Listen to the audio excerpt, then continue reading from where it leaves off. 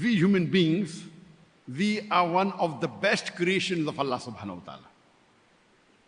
And we are unique as compared to most of the other creations. Allah has given us a free will. We can obey Him or we can disobey Him. We are unique. Unlike most of the other creations, human beings have got a free will.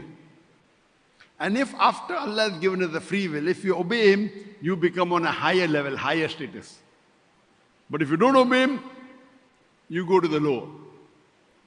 And Allah subhanahu wa ta'ala says in Surah 3, chapter number 95, verse number 4, لَقَدْ خَلَقْنَا الْإِنسَانَ فِي أَحْسَنِ تَقْوِيمٍ, that we have created the human beings in the best of molds.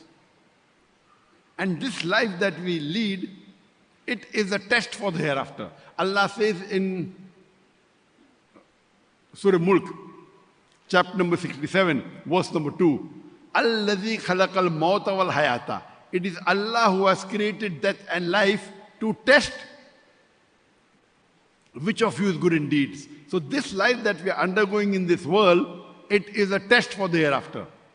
Allah says, Allah has created death and life to test which of you is good in deeds. Allah says in Surah Al-Imran, chapter number 3, verse number 185, Kullu nafsin zaiqatul maut. Every soul shall have a taste of death. And the final recompense will be on the day of judgment. And anyone who has been saved from the hellfire and enters Jannah, the garden, he would have achieved the objective of this world. For this world is nothing but mere chattels of deception. It is further mentioned in the Quran, in Surah Baqarah, chapter number 2, verse number 155.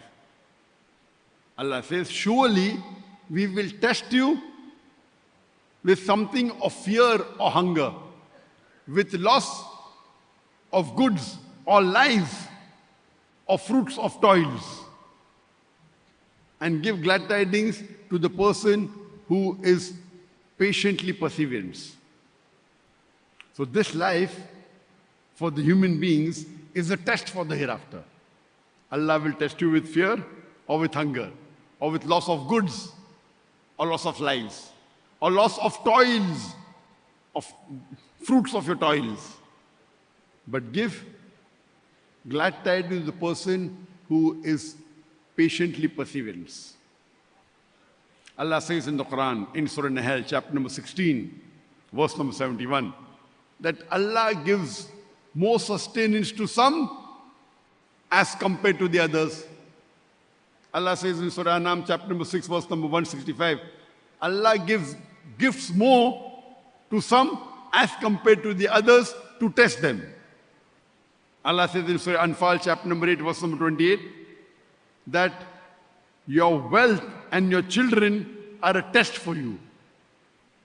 Allah says in Surah Taghabun, chapter number 64, verse number 14, that some amongst your wives and our children are your enemies. Allah is saying that some of your wives and your children are your enemies. Allah is testing you with wealth and children. Allah says in Surah Ankabut, chapter number 29, verse number 2, that it is Allah who will come to know who is false and who is true amongst you.